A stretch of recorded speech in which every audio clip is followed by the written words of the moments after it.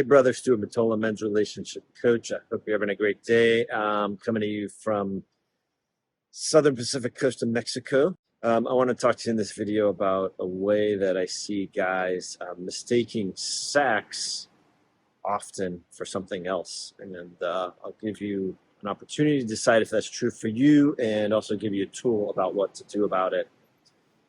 So, what's your situation with your wife or partner? Is it a lack of sex? If it is, chances are that's why you're watching this video. And how's that playing out? What happens to you when you experience rejection or coldness or her not opening up to you? Do you experience a sense of just not feeling enough for her?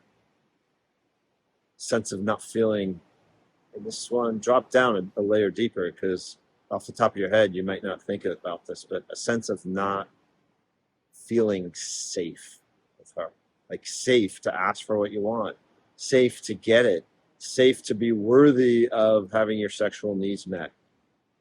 It can feel very risky to ask for sex and have it rejected. And what I've seen time and time again, a lot of guys go cold. They shut that part of themselves down. They're thinking, well, what's the point? You know, that part of themselves that manages risk says, hey, it's easier just to shut this down than to actually try to, ask for what I want, knowing I'm just going to get rejected again. Okay, that's very unsafe for a man, especially if you're married and you're in a monogamous long-term relationship.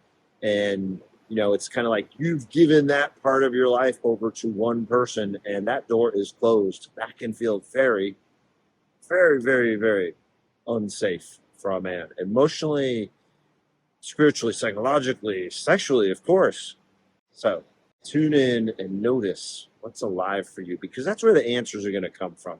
At the end of the day, I coach a guy to go deeper into himself to get the answers within himself, so that then he can come up with better tactics, better strategies, better ways of being in his marriage that are actually going to be more attractive to his wife or partner. That's not going to have you coming off as needy or unclear or ambiguous or as resigned, because those energies are not attractive to any woman. She wants a dude who can be clear about what he wants and clear about what he's willing to accept if she's not going to be open at all, okay, when it comes to physical intimacy. Now, yeah, let's get clear. A lot of times there's some sexual trauma happening under the hood. There's a lot of other issues. There's trust issues. There's abandonment issues and all that stuff that, at the end of the day, a lot of us guys just don't want to deal with, don't want to go into, and just want this part of our lives to get fixed. Well, it's a bit of a both and, brother. If there are those deeper issues under the hood, she has to go get some professional support to open up to you, and as well for you to become a less, or at least to present less as a needy guy instead of a man who has authentic sexual needs as a human being, as a creature. Yes. And how can you talk to your wife or partner about your sexual needs where she doesn't just shut you down, but it's an open conversation? It's not like, sweetie, I need this, or we're done. Or, sweetie, I need this, or, I just don't see how it's going to work. Okay. That is not a dialogue.